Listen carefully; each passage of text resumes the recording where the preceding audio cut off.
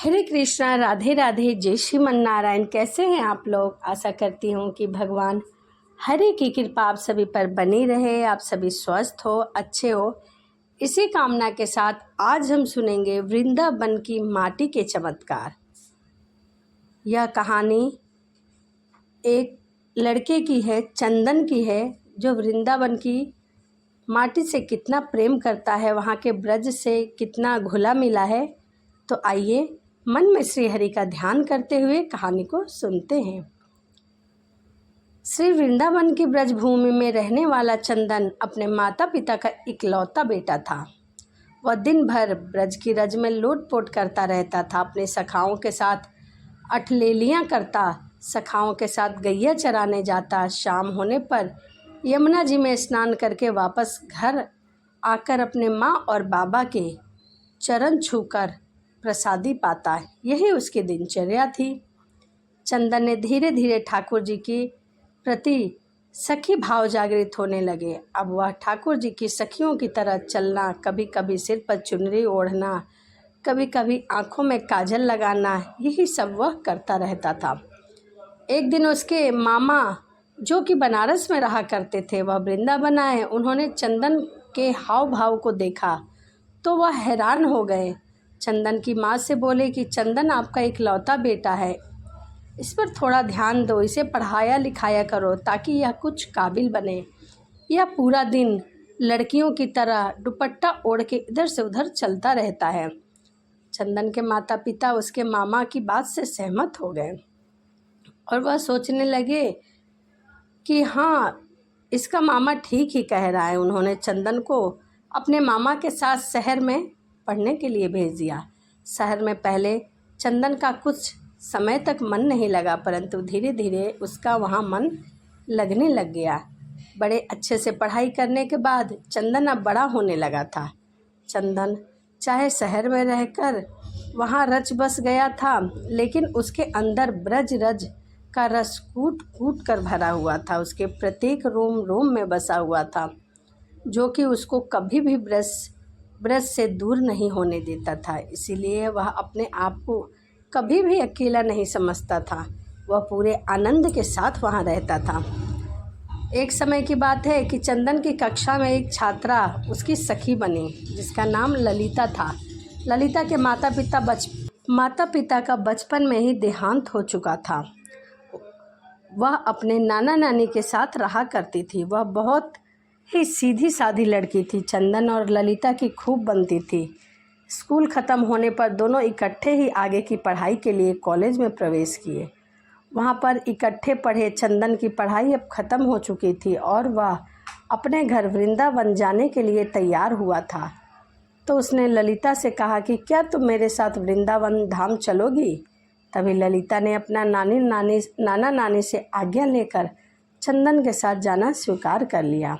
अब चंदन अपने मामा जी से विदा लेकर वृंदावन धाम को पहुंचा। वृंदावन में कदम रखते ही चंदन के हाव भाव फिर से बदल गए। एकदम से सखी भाव में आ गया। उसकी चाल नर से नारी जैसी हो गई। वह अपने कमर में हाथ रखकर चलने लगा। अचानक से उसकी चाल में आए परिवर्तन को देखकर ललिता बहुत ही हैरान रह गई और उसको घूर घूर कर देखने लगी।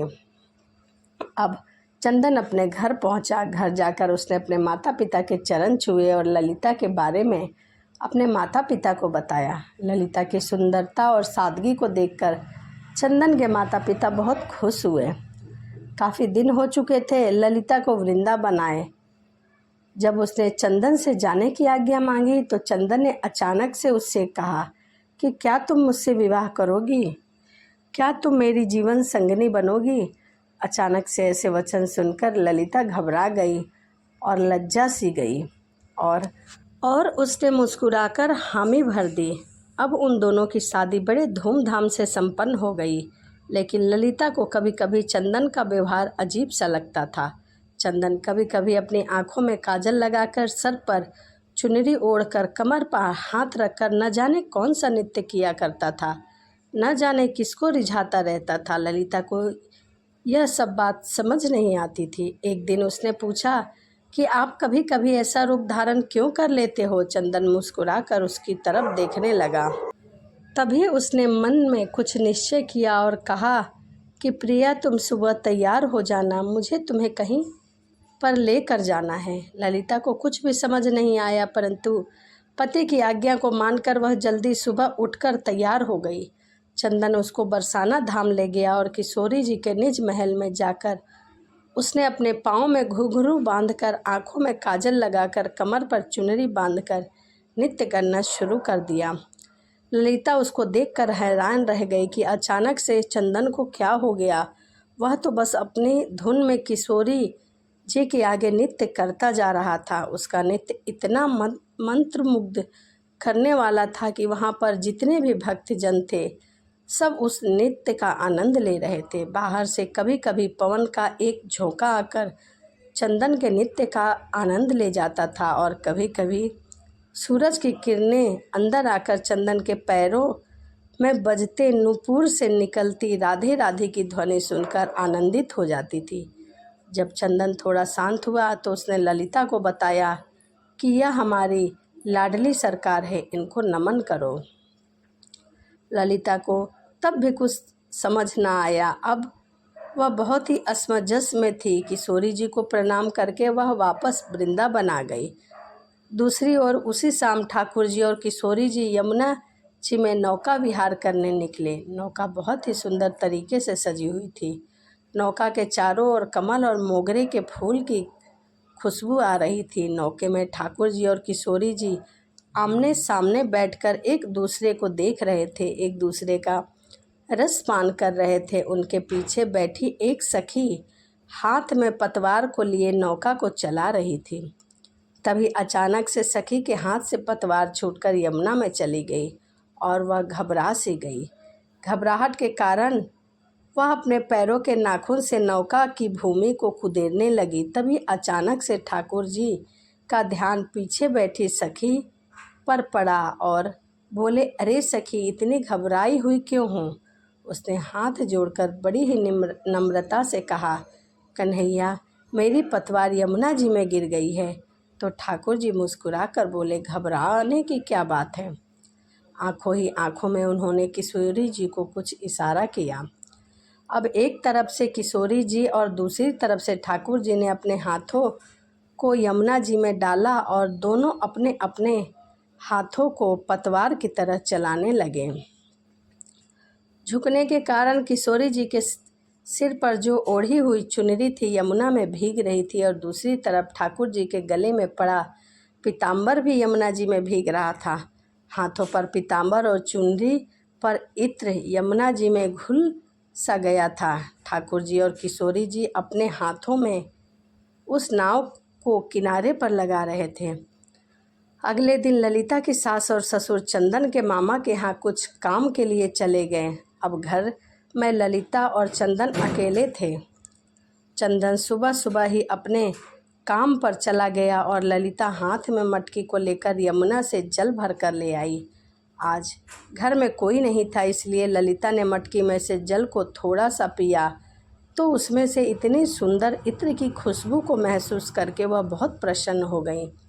धीरे धीरे उसने उस मटकी में से काफ़ी जल पी लिया और जब थोड़ा सा जल शेष बचा तो उसका ध्यान मटकी में पड़ा तो वह क्या देखती है कि नौका में बैठकर विहार करते हुए किशोरी और लाला नजर आ रहे हैं। ललिता घबरा कर दीवार के सहारे टेक लगाकर खड़ी हो गई। उसको कुछ भी सूझ नहीं रहा था। मटकी से पिया हुआ जल धीरे धीरे अब उसके पूरे शरीर में फैल रहा था। उसकी आंखों से न जाने आंसुओं की धारा बह रही थी। इतने में चंदन कहीं गया हुआ था और वह वापस आ गया। अपनी पत्नी को ऐसी दशा में देखकर पूछने लगा कि प्रिय, क्या हुआ। ललिता के मुख से कुछ भी नहीं निकल रहा था, परंतु उसके होठ कुछ कहने के लिए फड़फड़ा रहे थे।